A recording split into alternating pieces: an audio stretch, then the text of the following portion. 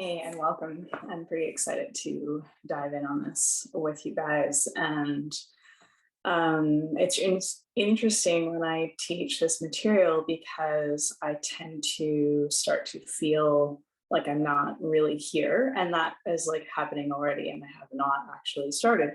So we'll see how it goes. I'm also, uh, yeah, I also have a concussion. So it's like added. But what I want to talk about today is the energetics of prayer and the energetics of, um, what some would call like law of manifestation or law of attraction, or manifestation. Um, and how the concept of pronoia plays into all of that. So, pronoia being the belief that the universe always has your back, that everything is always working out for you, that the universe is conspiring in your favor, which is um, it's a phenomenally great core belief to hold. And this is essentially faith at its deepest level. And the thing is, what I see often is that when people dive into like holding those beliefs of that the universe is always working in your favor or conspiring in your favor, what I see over and over again when people decide to run their business from um, this like very unplugged way, unplugged from the collective, plugged into you way, it's like creating a new operating system, not just your business, every part of your life. It's creating a new operating system within you that requires deep faith and deep trust and deep loyalty. And it's an energetic choosing like nothing you've ever experienced before. And you most likely will experience um, like tests and challenges of like how deep is your faith, how to what extent are you willing to choose to go all in on this. And like when that phrase of pronoia, of the universe is always conspiring in your favor, it's really that. It's like in your favor, whatever you are favoring. So when you begin to understand that like really you are the one who is like choosing, deciding, making the rules, playing by rules, like you're really only limited by your own belief systems, that can be overwhelming for most of us, the like to really understand the responsibility that we have, or the ability to engage with and play with the creative forces of the universe, and to actually experience the universe always having your back or always conspiring in your favor is phenomenal. And the thing is, part of that is understanding that it's not always going to look like you think it's going to look. And this is what I see over and over again with spiritual business entrepreneurs, spiritual business owners, mystical entrepreneurs, people who are like playing in this realm where there's not, where they really are choosing to operate from their own connection to legacy that is not templated, that is not from something outside of them, but they're really here in this lifetime to connect deeply to something that is very much self-sourced. And of course, what happens is there's like there's a complete system overhaul. Like if you were to imagine that you were a computer, for example, and you were getting like new wiring, new like new apps, new operating system. Like that's basically what's happening. And if you've been operating, if you, for example, if your understanding of faith or prayer or like God or the universe is based on, um, a very ego driven um, religion, or one that has all these sort of checks and balances that you have to maintain, that you have to prescribe to in order to um like get where you want to go. You have to like play by these rules, or there's a lot of that in how law of attraction is taught for the most part as well, where it's like you have to be this in order to get that. And it often is like you got to be high vibe. If you want to manifest something, you got to like hold that energy of like feeling good, feeling good, feeling good, feeling good. And um that is a lot like the a lot of the religions that are out there. But what I want to really touch on today is something kind of simple. I'm going to bring it back because otherwise this will turn into like a 3-hour class. But when you are when you ask for something, so you, hopefully if you're watching this, you have some very big dreams, desires, visions, that you have connected with, that you have acknowledged and made room for in your heart, in your cells, in your mind, in your language, in your energetics of like how you move through life. Hopefully you have really deeply connected to your big dreams and big visions, and not just the like what you'd like to experience tomorrow, or like the not the dreams that are like based on what you see as possible or what you see around you, but really um those really big dreams, like being able to connect deeply to those and have clarity around that, so that if I were to ask you like what is it that you want the most, you would have that. Like if you imagine like a fairy godmother or something showing up in the middle of the night, and she's like, hey, you have 10 seconds, tell me what it is that you want the most, that you have a clear idea of what that is. And of course your desires are going to continue to evolve. As you evolve, they're going to continue to grow and change and morph into different things, right? And but generally speaking, this is something that is immediately going to separate you from the collective, is like knowing what you want, knowing what your big, big, big dreams are, and knowing that if that dream was your current reality, what would your next dream be? Like go into that, spend time there. Those dreams and desires are sacred. You were not given a dream or a desire or a vision or a mission that was not meant for you. You came here in this time, to this earth, in this physical body, in the place on earth that you are at right now, with the parents and the upbringing and the siblings and the friends and all of it. None of it is by accident.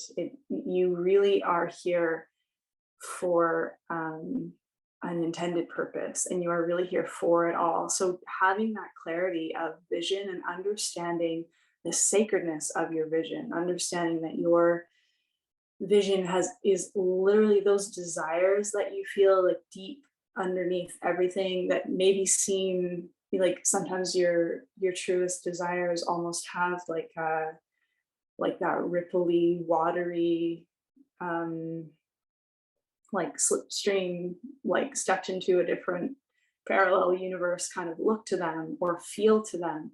Those desires, having a clear sense of that, and also of course having desires that have not yet presented themselves to you, but literally having a dialogue with your desires.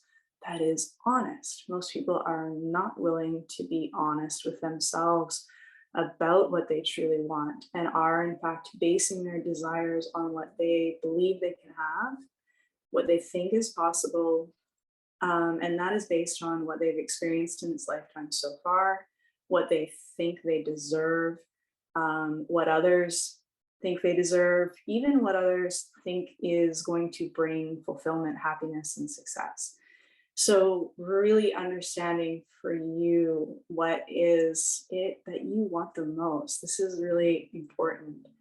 And if that isn't clear to you, if you're not ready for the fairy godmother to show up at midnight and be like, quick, go, you got 10 seconds, my invitation for you would be to really, really sit with that and connect with that and open a dialogue with your desires. And you might have a moment of being like, oh, I don't know what I want.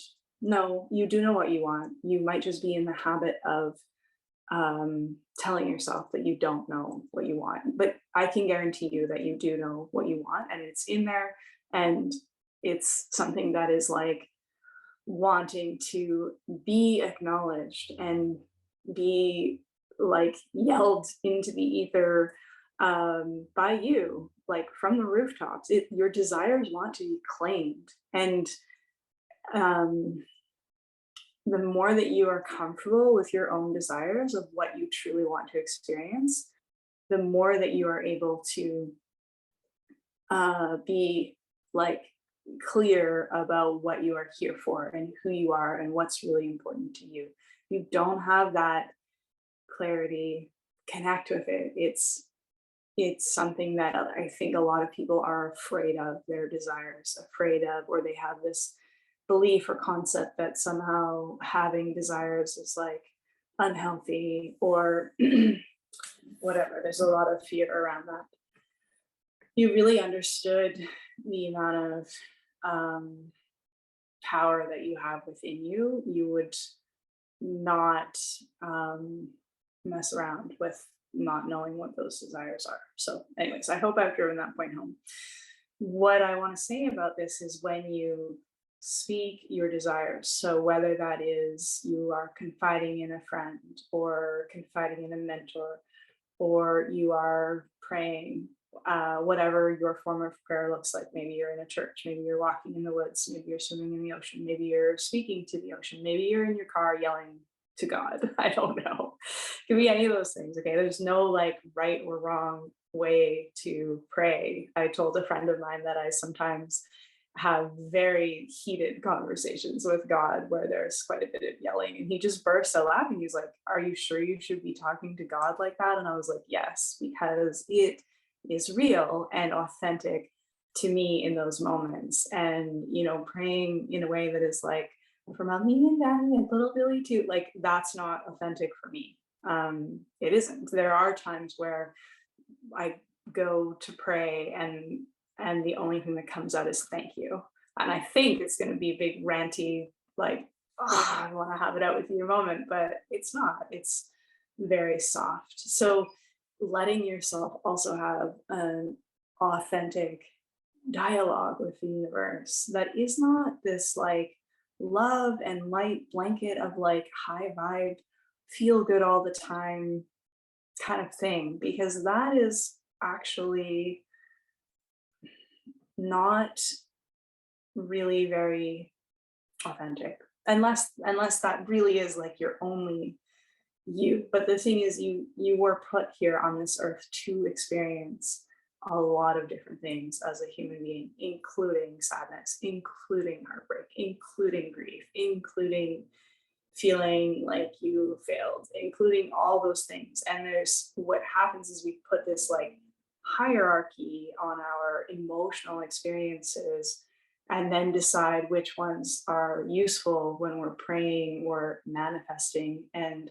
this is not wholesome. The only hierarchy that you need to be looking for is a measurement of authenticity with yourself, not whether you believe certain emotions or even experiences are good or bad, but whether or not in those emotions, in those experiences, you showed up fully or not, because the greatest source of fulfillment and the fulfillment of all of your desires, the happiness people seek, the success people seek, is actually all boils down to you living your life most authentically, you living truest to yourself, you becoming the person that you were always meant to be.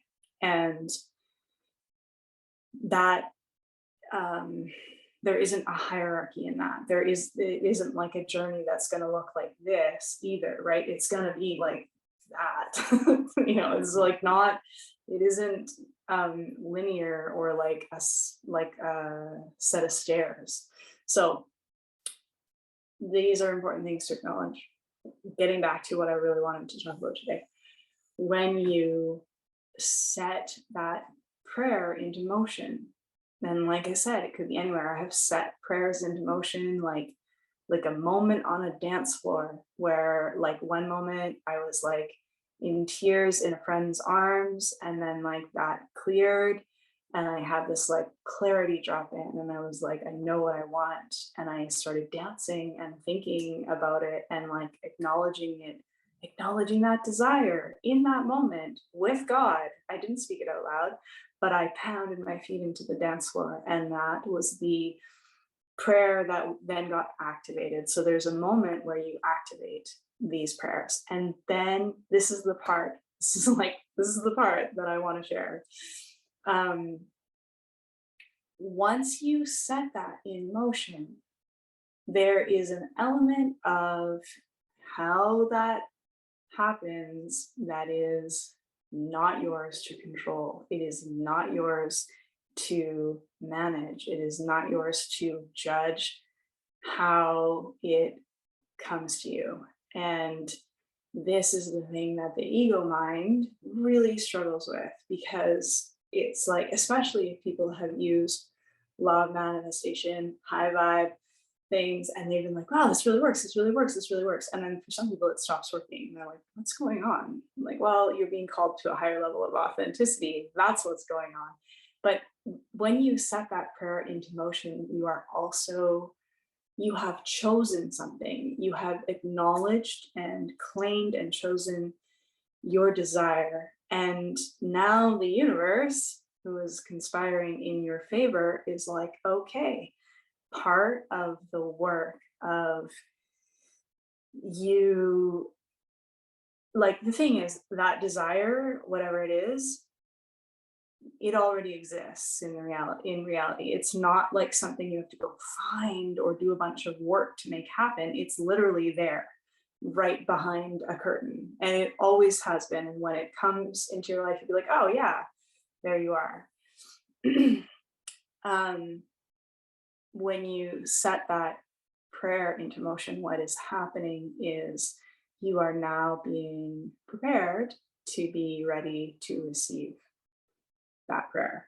And that preparation can look like a lot of things that are not how you thought asking for help or asking to receive something was going to go. Okay. And that's where people, I notice, tend to waver in their faith, where they're like, well, this is not going how I thought it would. This is much harder. Or, they'll lose that faith, or they'll lose the connection with their desire, or they'll start to drop their desire. They'll start to modulate their desire, when actually what's happening is the desire is gaining momentum and is gaining voice and is like, no, I want to tell you more about myself. And if you're not continuing to check in and deepen your connection with that desire and with your faith, it can feel like you're getting lost, and also being unattached to what is actually happening moment to moment, understanding that there are forces at work that you have like activated, but that your human mind is not going to understand, and your ego mind is not going to be necessarily thrilled with it. Now, there are going to be times where you set a prayer into motion and then it's like everything falls into place. And it's just like, boom, boom, boom, boom. That does also happen. It's not like it's always going to send you on this crazy dark night of the soul sort of journey.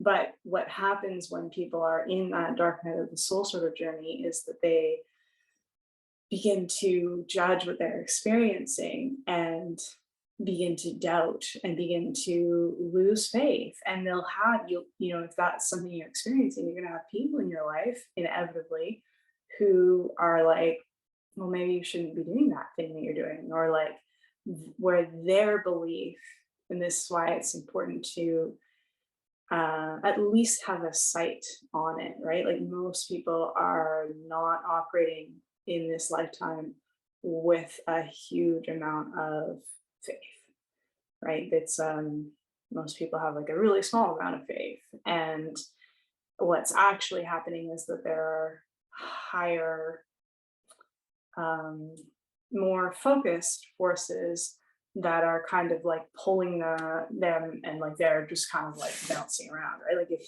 like that expression, it's like, don't worry, if you don't have a plan for your life, somebody else will come up with one. And that's basically what happens to a lot of people when they're not choosing to claim the responsibility for their own life, for their own happiness, for their own well-being, and actually choosing what that looks like and how that's going to go, and allowing themselves to make room for their desires. And that's what's happening. You say the prayer, you activate it in some way. Sometimes that's all in movement or motion or like experience. And then there are these things that are going to happen that are preparing you to receive that. And can you collapse that? Yes, 100%. You can actively be like, I am preparing me, let's go. And it doesn't mean that you like send it off into the universe and the universe will handle it. That's not what I'm talking about either. Like you are, after you set that prayer in motion, you are actively participating by showing up in deep loyalty to those desires, letting those desires continue to be sacred, speaking about yourself, your body, your vision, your business, your friends, your social life, your relationships, speaking about everything that is important to you, which hopefully is your whole life, as though it's sacred. And really, really understanding that your words are like spells, that you are speaking into reality what you desire. And that's how this co-creation works, where the more that you are authentic with your own desires and what you truly want, the more your desires can find you. Like they are literally looking for you. And this is where, you know, if you think about powerful groups of people, whether their vision aligns with yours or not, what you'll notice is that their vision aligns with each other. And that's also like you know, inevitably your desires involve other people. And so when you are authentic and real with your desires and you are like this, there's like an energy that is deep within you, that's like in your core, like just in front of your spine, like a column. And that energy, if you can like hold that, and this is what we connect with in meditation, it's also just like if you put your feet on the ground and you're walking through the forest or walking along the ocean, whatever it is, that's the energy you're connecting with, that is the essence of you, that is like the frequency of who you are. And so when you connect with those desires, and most importantly, you connect with the feeling that is behind those desires, right? There's like the desire for whatever, but really there's the feeling that you believe that you're going to have when you are in those desires.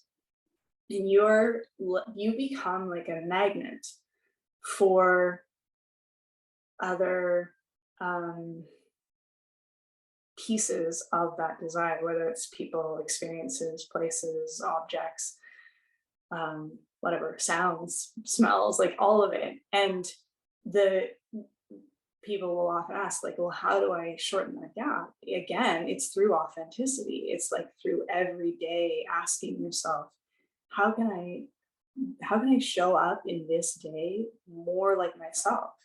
How can I be the most me in this moment? How can I be the most me in my big visions in this moment? How do I connect with that? Right. And it can boil down to something simple of like, what's the music that you want to listen to?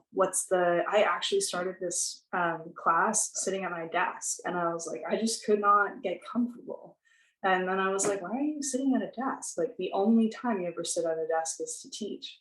It's just like silly. I literally don't even write sitting at a desk. I sit on the floor. I always have. And so I was like, well, why don't you go sit over there? Maybe that like will feel more like you. And like, having it's if you think for a moment about what motivated you to choose what you wore this morning, or if you think about what motivated you to choose the work that you're doing, or what drives you to do the things that you do every day, and you are asking yourself on a day-to-day, moment to moment basis, how can I make this more me? Like, how can I, embellish this with more of the essence of me? And if you start to ask yourself that on a regular basis, what's going to happen is that your connection to your true desires is going to grow. Your authenticity with yourself is going to grow. And it can be something simple to, like, again, what you wore this morning, to how you speak, to who you spend time with, to how you spend your time, to what you're focusing on, right? These are all things that, to what kind of food you eat, kind of music you listen to. These are all things that are worth checking in on a day-to-day basis. If you have a physical practice, checking in, like, is this the practice? How can I make this practice more mine, or more me, or more, how can I be more true to myself showing up in this, whatever it is, yoga practice or dance class or martial arts class, or going for a run, going for a hike, and um,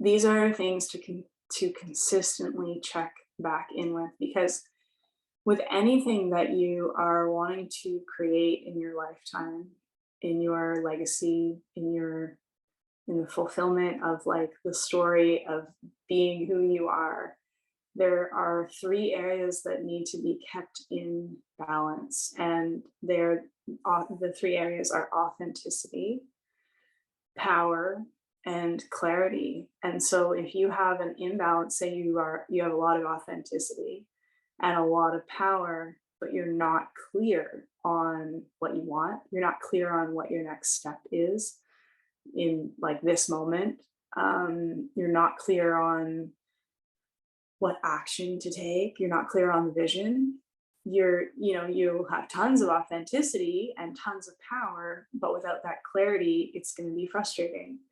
And same thing, sometimes people have like a lot of clarity in their vision and what they're here for, and a lot of authenticity. They really know who they are, but then they're lacking power, and they aren't like cranking up the volume on activating that.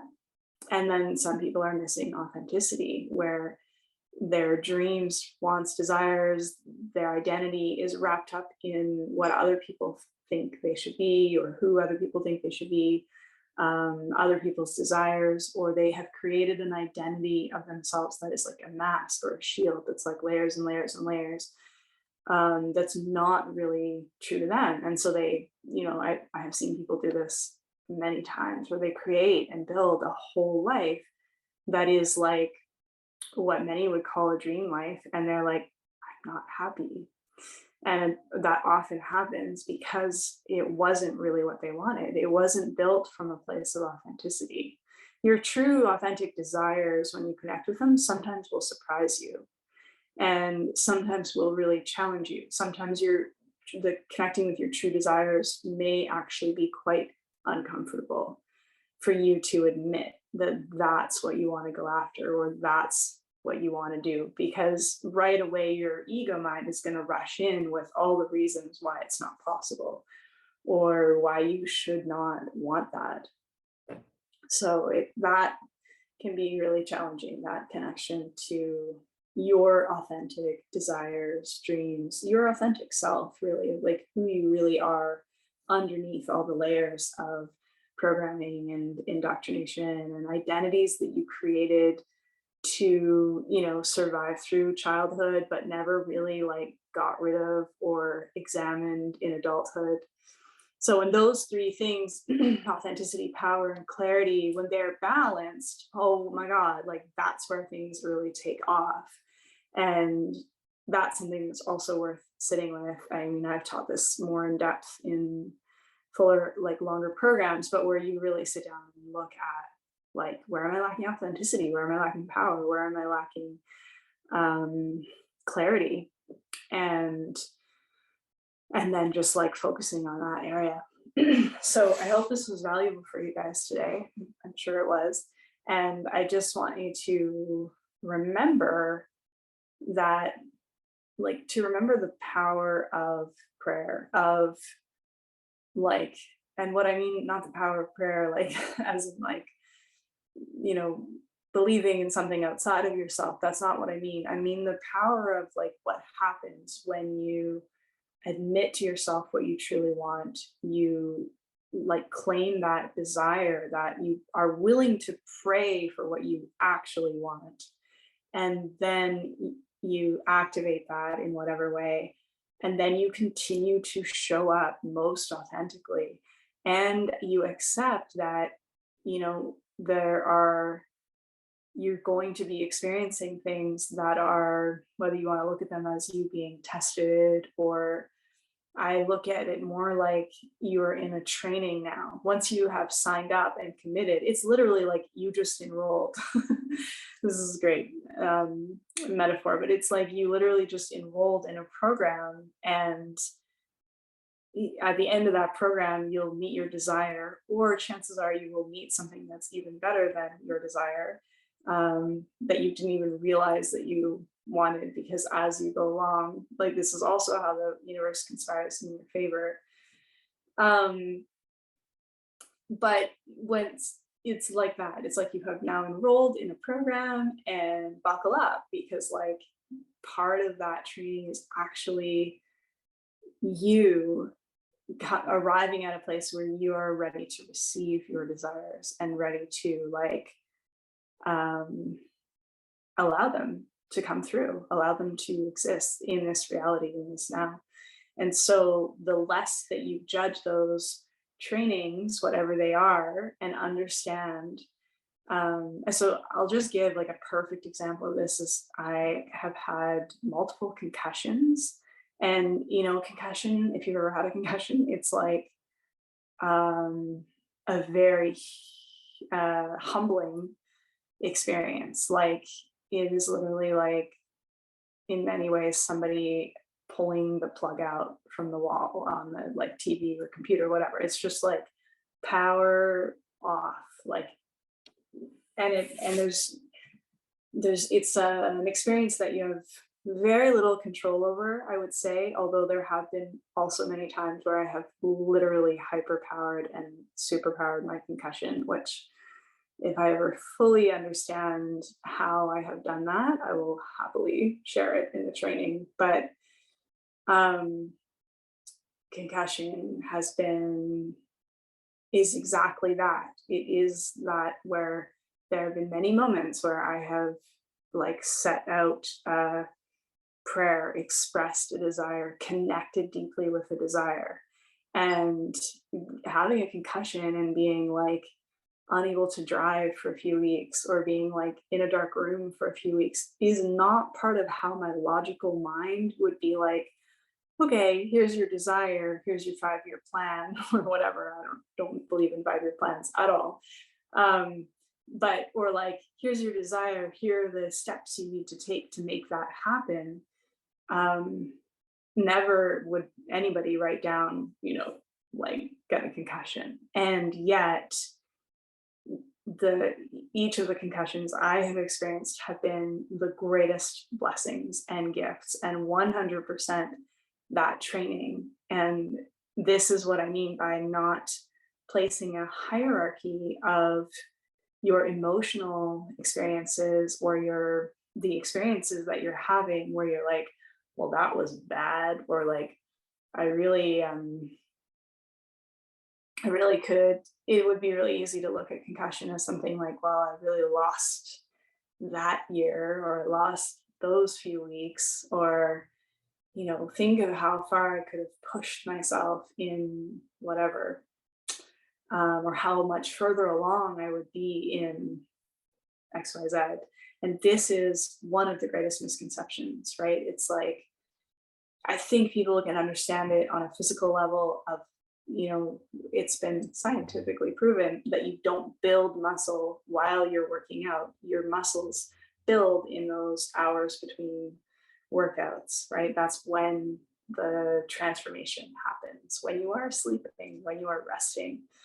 And what I'll say for me each time with concussion was it has been a massive upgrading. It has been like literally unplugging the system and like allowing for new operating system to come in.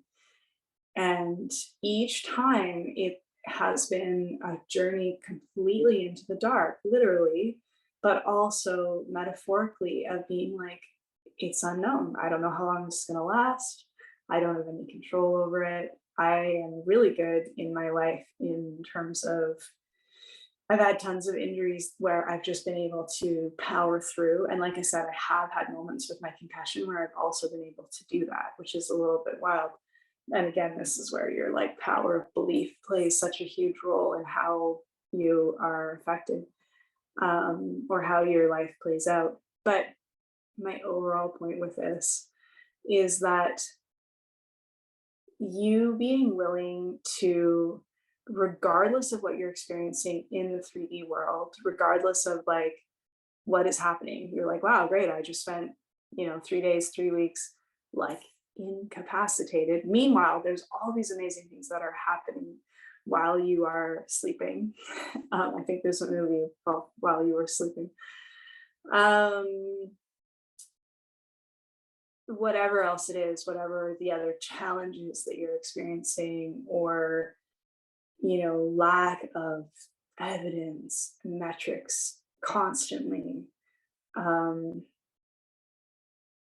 but through those experiences, continuing to deepen your connection with your desires, deepen your faith, your belief, and continue to show up in that way and not be swayed, not be like, oh, well, I guess I can't do XYZ because I experienced ABC and like, I guess that's done. Or, oh, I'm too old for this. Or I don't live in the right place for that. Or I was born under the wrong sign for this. And whatever it is, I'm afraid of public speaking, so I can't do that job. Like, in my work, get to hear all kinds of beautiful, complete BS stories that people fabricate to keep them where they are.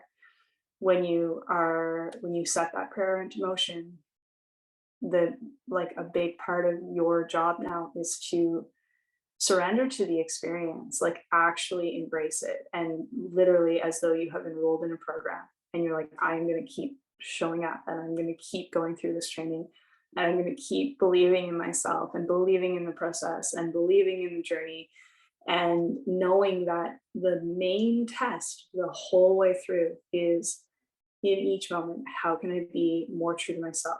How can I be more authentic? How can I show up more fully as me? Whatever that looks like, that may look like being really frustrated. That may look like driving in your car and yelling at God. I don't know. But the more authentic you can be with your self in this lifetime and with others in this lifetime, what will happen is that you are essentially um, aligning yourself with the frequency of truth. And through that, you are like unveiling yourself and unveiling your desires. And this is how you will get to unfold and become who you were meant to be. And that is where the deepest fulfillment lies. That's where um, that like thing that you are seeking, that's where it is. And it's actually in each moment. It's you being present in this moment today, no matter what the circumstances are. Not that you are like living only for when you reach that goal or when you experience that desire. But in this moment today, you are like living this moment like it's the only moment, while also actively participating in creating the future and really showing up. This is, I'm not sitting here teaching you to spend hours and hours and hours meditating without taking action.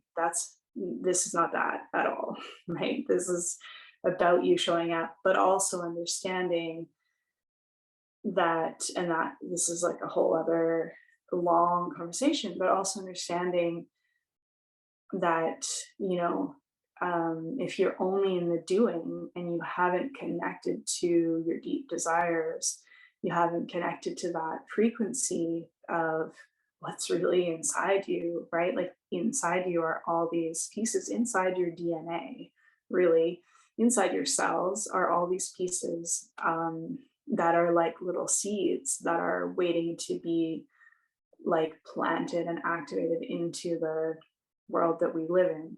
And they're not just for you, they're also for others. And that is the thing, is like when you understand that your loyalty to your desires is not just about you, even if it was totally fine, but it's actually about others. And like this is how we all walk each other home, is through being willing to go first, through being willing to be like, this is what I desire, this is the future that I see for humanity, this is my utopic vision of what I want my children to grow up in, this is my utopic vision of what I want to experience in this lifetime, like right now before I die, but also right now. Right? And this is like you being willing to go first and to activate what is all there in your cells, in your DNA, in your lineage, with your ancestors, with those who are going to live after you. And you are willing to most fully participate in the role that you are here to play. That is literally your highest service to yourself, to God, to the universe, to others. And it is, like I said, it's how we walk each other home. And the more that you choose that, the more you're going to connect with the other people who are here to co-create with you in this lifetime. That's it. That's all I have to say on this subject for today. Yeah, I hope you have a beautiful day.